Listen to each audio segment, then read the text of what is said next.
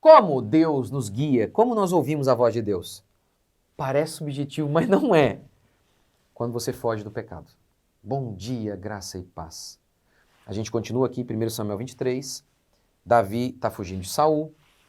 Em 1 Samuel 23, Davi ouve falar que Keila está sendo atacada e ele consulta a Deus 2 vezes. Senhor, devo atacar os filisteus? E Deus responde para ele as 2 vezes. Agora, olha o contraste. 1 Samuel 14, 3, falando de Saul. Então Saul consultou a Deus, dizendo, descerei atrás dos filisteus? Tu os entregarás nas mãos de Israel? Porém, Deus não lhe respondeu. Deus não respondeu. O que é provável é, Saul estava em pecado e Deus não fala com aqueles que vivem em pecado. Lembra de Samuel mesmo? Samuel, quando pequenininho, Deus falou com Samuel ainda criança. Mas o sumo sacerdote da época, Eli, Deus não falava. Deus falou com o menino, mas não falava com o sumo sacerdote, com o sacerdote da época. E aqui também. Lembra de Isaías 59? Os meus ouvidos não estão sujos para vocês, nem as minhas mãos encolhidas, mas os vossos pecados fazem separação entre vocês e mim. Portanto, eu sei, eu já falei isso ontem, anteontem, a gente quer aquela coisa do tipo, né? Vai lá no profeta e ele fala, agora vai lá e eis que te digo, servo meu, casarás com fulano, não sei o quê. Não é assim. Não é assim. Não é assim hoje, somos guiados pelo Espírito, diz Paulo. É justamente aí que entra a dependência. Como então Deus fala conosco? Quando nós não vivemos em pecado. É subjetivo. Não é.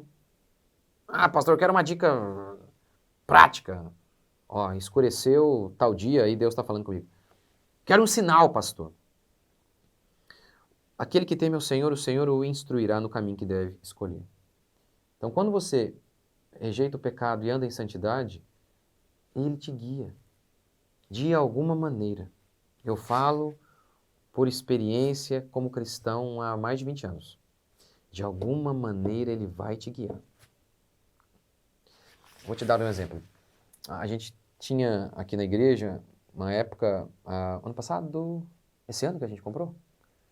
Que a gente comprou um imóvel aqui para a igreja. Mas eu não queria comprar esse imóvel. Eu não queria. Mas a gente aqui na igreja, eu não sou dono da igreja, a gente tem um presbitério. E não apenas o presbitério, ainda consultava os irmãos mais firmes da igreja. E os presbitérios foi contra a minha ideia do que a gente queria comprar para a igreja. Um terreno para a gente ampliar a igreja. Não quiseram. Preferiram comprar uma chácara. E nessa chácara a gente vai fazer muitos eventos. O objetivo da chácara é fazer eventos evangelísticos. Um retiro de final de semana só para pessoas não cristãs. Que a gente já fez muito tempo, mas estava parado por conta da pandemia e depois a gente não achava mais chácara. E eu não queria de jeito nenhum. Mas fazia algum tempo que eu estava orando, Senhor, nos guia, eu estou incomodado, a gente está fazendo pouco evangelismo, isso não é certo, o Senhor mandou, ide, nos guie, nos instrui, nos guie, nos instrui. Eu estava muito angustiado há muito tempo. E eu não sabia o que fazer. E aí, depois que os irmãos decidiram, justamente o fato de eu não querer, e tudo dava errado, impressionante. Tudo que eu falava, ninguém escutava. E assim, o povo aqui na igreja tem um respeito muito grande por mim, mas mesmo assim não deu certo. Não deu certo. E justamente aí eu falei, nossa, eu creio que Deus está nesse negócio. E deu tudo certo, a gente comprou a chácara e estamos arrumando para fazer esses eventos evangelísticos, para pregar o evangelho mesmo, para centenas de pessoas. E eu vi assim, sabe, Deus nos guiando ali. Só que eu lembro que lá atrás, como? O que eu faço? Como que o Senhor vai me instruir? Uma angústia, sabe? Aquela angústia de não saber o que fazer. E eu me lembro de fazer isso, olha, eu tenho que confiar no Senhor, o Senhor vai me guiar de alguma maneira. O Senhor vai me guiar. E foi isso que aconteceu.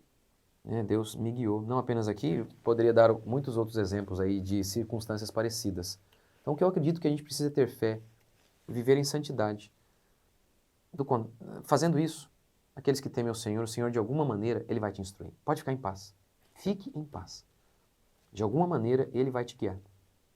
É isso que a gente precisa fazer. Confiar em Deus.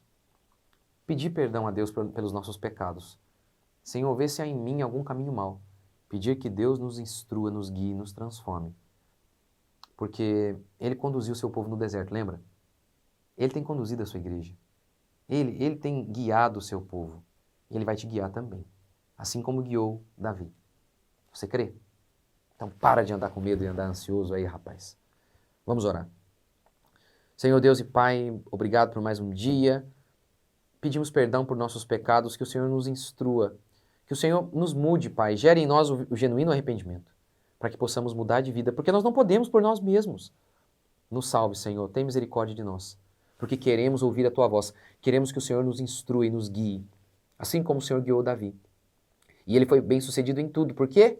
Não porque ele era astuto ou esperto em si mesmo, mas porque o Senhor o abençoava, o Senhor o guiava, o Senhor o instruía. Ó Deus, tem misericórdia, nos instrui também. Nos guie também. Nos guie, porque se o Senhor não nos guiar, estamos perdidos. Precisamos da Tua mão, do Teu cuidado. Ó Pai, pedimos mais uma vez perdão pelos nossos pecados, para que os Teus ouvidos não estejam surdos para nós, nem as Tuas mãos encolhidas.